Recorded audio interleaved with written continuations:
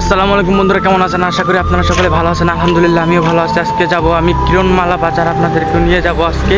তো চলুন ঘুরে আসি আজকে কিরণমালা বাজার থেকে, আপনাদেরকেও নিয়ে যাব এবং আপনাদের সাথে ঘুরবো। তো চলুন ঘুরে আসি। একটা আছে ওই যে আপনার ওদিকে মৌসুমের ওদিকে একটা বেড়া থাকে, গরুও থাকে। তো বন্ধুরা, আমরা আজকে এখন চলে আসছি পাহাড়ে আসার পরে এখন আমরা কিরণমালা বাজার যাবো। সেদিন আপনাদের একটা ভিডিও দেখাইছিলাম, এদিকে আমরা গেছিলাম, কিন্তু ওই ভিডিওটা আমার ডিলিট হয়ে গেছে, ভিডিওটা ছাড়তে পারি নাই সত্যি। তো আজকে এদিকে আবার যাচ্ছি, ভিডিওটা ছাড়ার আগে মানে ডাউনলোড করছি, মানে এডিটিং করার পরেই ছাড়তে পারিনি, ডিলিট হয়ে গেছে পুরো ভিডিও। কেমনে কোথায় যে গেল ভিডিওটা, আর গ্যালারি তো খুঁজে পাই না। রাস্তাটা দেখেন অনেক সুন্দর, পাহাড়ে একদম ঠান্ডা পরিবেশ না? সত্যি কি গাড়ি পাবে না ভাইতাম না। এই সামনে একটা বাজার আছে, নাম জানি কি এটা রে কয়, শোনখোলা। হ্যাঁ,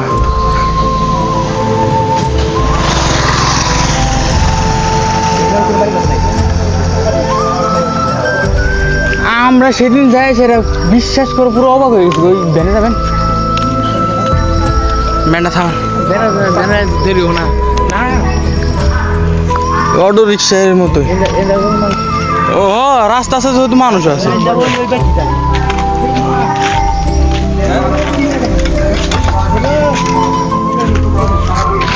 সামনে দিও ভালো দিও।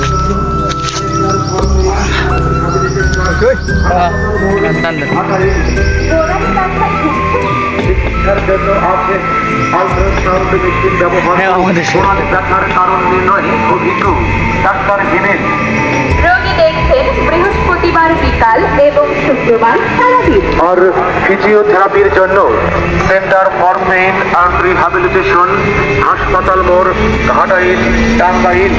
মোবাইল 01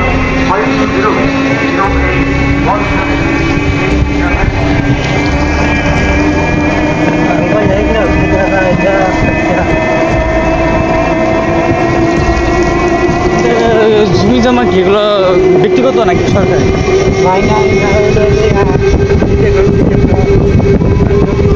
তাহলে এগুলো সরকারি?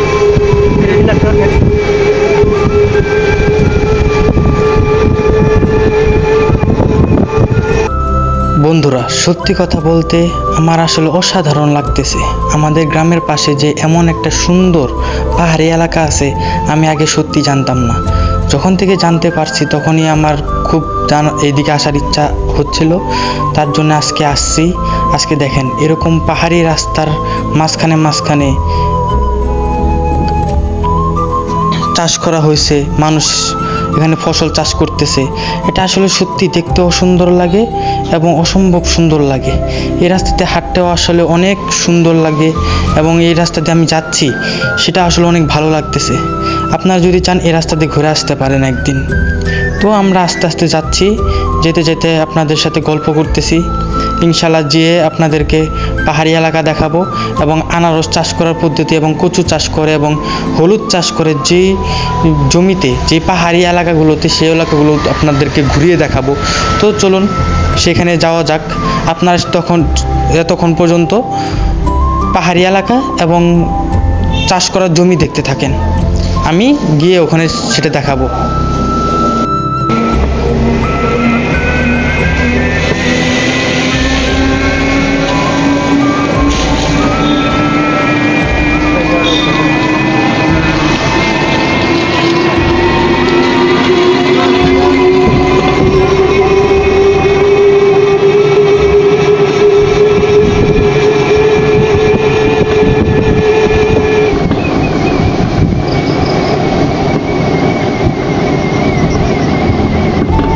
সেই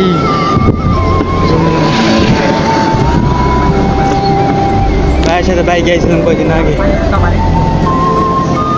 এত পানি কোন থেকে বেশি পানি আবার যাবো কোন দিয়ে পানি না? হ্যাঁ, আমাদের ওই খালে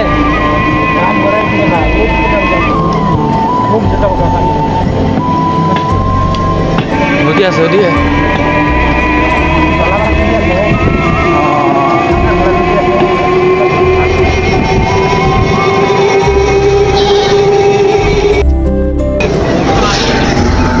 মাছটা গরু নয় পানি দিয়ে এটা কোনো বাজারের নাম নাই।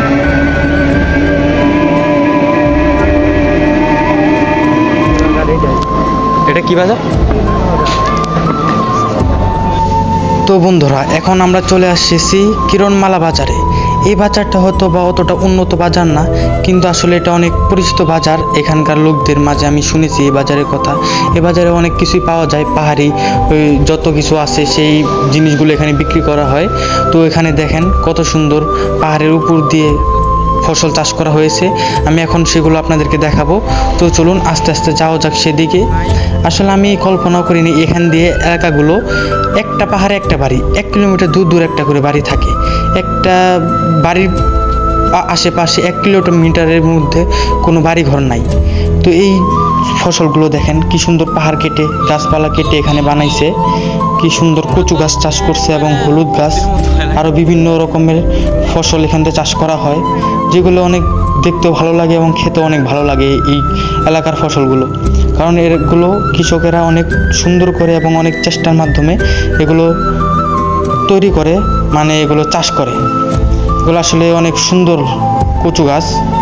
তো আমি এখন আপনাদেরকে নিয়ে যাবো আরও ভিতরে, পাহাড়ের ভিতরে নিয়ে আপনাদেরকে দেখাবো পাহাড়ি এলাকার ভিতরে কিভাবে আনারস চাষ করা হয়। তো চলুন কথা না বাড়িয়ে যাওয়া যাক।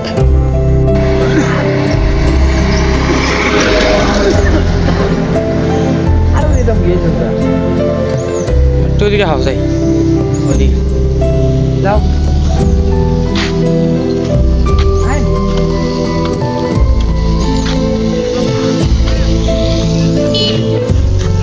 হ্যাঁ বসো হলুদ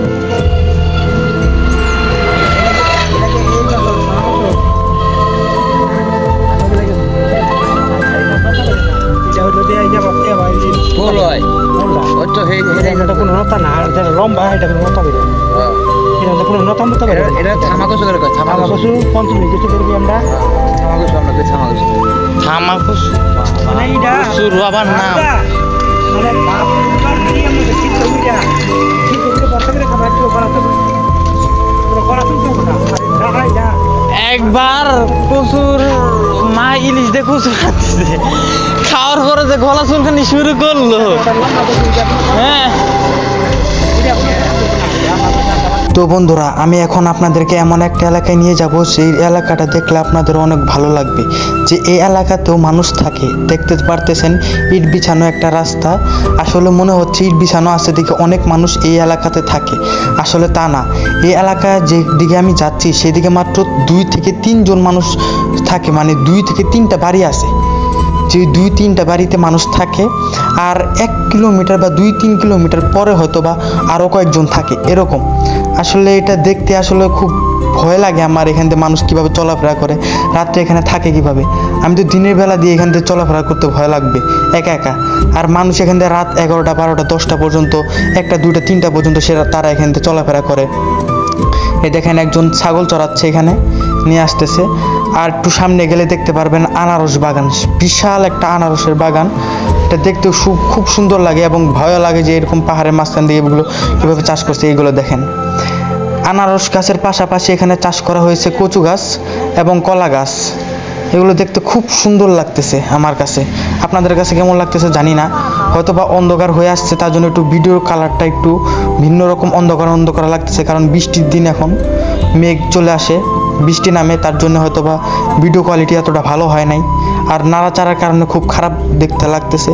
তো আপনারা ট্রাই করবেন একটু মনোযোগ সহকারে দেখতে, তার জন্য তাই ভালো লাগবে। এই দেখেন কলা গাছের পাশাপাশি আনারস গাছ চাষ করা হয়েছে এবং কচু গাছের পাশাপাশি আনারস গাছ চাষ করা হয়েছে, মানে আনারস এর চাষ করা হয়েছে এবং তার পাশাপাশি আরও বিভিন্ন রকমের ফসল চাষ করা হচ্ছে, যার মাধ্যমে কৃষকেরা কিন্তু অনেক উপকার পাচ্ছে এখান থেকে। ওই দেখেন পাহাড়ের ঢালু দিয়ে কীভাবে আনারস গাছ চাষ করা হয়েছে, দেখছেন। এই আনারসগুলো বড় হলে কৃষকেরা সেগুলো বিক্রি করবে। আসলে খুব দেখতে সুন্দর লাগতেছে এই এলাকাটা। আসলে মানুষ এখানে খুবই কম থাকে, তারপরেও আসলে এটা নির্জন হলেও এটা খুব সুন্দর একটা এলাকা। এখানে আসলে পিকনিক করা যাবে আইসে সেরা। আপনারা যদি কেউ আসতে চান তাহলে এখানে আসতে পারেন। খুব সুন্দর একটা এলাকা। ওইখানে দেখতে পাচ্ছেন কয়েকটি টিনের বাড়ি, ওখানে হয়তো বা কয়েকজন মানুষ থাকে, কিন্তু এইখানে মাত্র এই এরিয়াটার মধ্যে মাত্র একজন থাকে, আর ওইদিকে মাত্র দুজন, মানে তিনটা ফ্যামিলি থাকে মোট এইটুকুর মধ্যে। আর আরও দূরে, আরও অনেক দূরে আর কয়েকটা ফ্যামিলি থাকে, সেটা অনেক দূরে। দেখছেন কি সুন্দর আনারস বাগান, কি সুন্দর আনারস চাষ করা হয়েছে কলা গাছের পাশাপাশি, দেখতেই খুব সুন্দর লাগে। আসলে এই এলাকাগুলো যতটা সুন্দর হয় ততটা আসলে ভয়ঙ্কর হয়। এলাকায় যদি যারা থাকে তাদের কাছে এই এলাকাটা থাকার জন্য যোগ্য। আপনারা একবার চিন্তা করেন, ওই যে ওই সোজা একটা মাত্র বাড়ি, ওখানে একটা বাড়ি আছে, এই যে এই রাস্তা দিয়ে একটা যায়, ওইখানে খালি একটা বাড়ি, ওই ছাগলগুলো দেখতেছেন ওই নিচে একটা বাড়ি, আর এইদিকে মাত্র দুইটা বাড়ি, আর এইদিকে খালি ক্ষেত, আনারসের ক্ষেত, টিলা, পাহাড়, ওই দেখেন নিচে কত নিচে দুপা পর্যন্ত। এখানে মানুষ থাকে কেমন আমি চিন্তা করতেছি, ভয় লাগে না? কোন গড়টা? টিনের গড়টা না?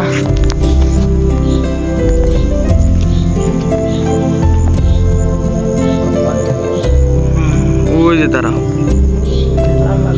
ওই যে দেখেন ওইখানে দুইটা বাড়ি, ওই মাথার উপরে। আমি বান্দরবন এরকম হইতে পারে আমি চিন্তা করছিলাম, খালি বান্দরবন বাংলাদেশে যে আমাদের নিজের গ্রামের পাশে যে এরকম একটা জায়গা আছে, হ্যাঁ আমি জিন্দগি কিন্তু কল্পনাও করি নাই। আমি এতদিন শুধু মনে করছি বান্দরবনই খালি এরকম, কিন্তু এখন যে আমাদের এলাকার একদম কাছেই এরকম বাড়িঘর থাকে, আর আমি জিন্দগি তো কল্পনা করি নাই। আরেকটা জায়গায় নিয়ে গেছিলাম আমাদের একদম বাড়ির কাছেই, সেই জায়গায় এক জঙ্গলের ভিতরে একটা একটা করে বাড়ি। একজনের বাসায় যে পানি খাইছিলাম, ওই যে পাগলাটার লগে গেছিলাম, পানি পিপাসা লাগতাম সেই। এতক্ষণে বাইরে আসলাম জঙ্গল থেকে, এই যে গেছিলাম এইদিকে পাহাড়ি এলাকা, এইদিকে সুন্দর, তাও মোটামুটি বাড়ি ঘর আছে আশেপাশেই, কাছে ধার দিয়া যাও যোগ আছে। এইদিকে মাত্র তিনটা বাড়ি না? তিনটা ওর দিকে আছে, আর একটা আর অনেক ও এটা রাস্তার মাথা, এটা যাত্রী গেছে, ওই গাড়ি আছে, গুলি বেচতে না করে, গুলি বেচে লোকেরা এটা চলাফেরা করে। আপনার কাম কাজটা নষ্ট করলাম এদিকে। আমি তো কাজ নেই আর। তো বন্ধুরা এখন আমি চলে যাবো আমাদের গ্রামে, তো গ্রামে যাই আপনাদের সাথে কথা হবে। তো বন্ধুরা এতটুকুই থাক, আসসালামু আলাইকুম রহমতুল্লাহি ওয়া বারাকাতুহু। এতক্ষণ পাশে থাকার জন্য আপনাদেরকে ধন্যবাদ। আমার ডাক কথা ছিল, আর তোমার ডাক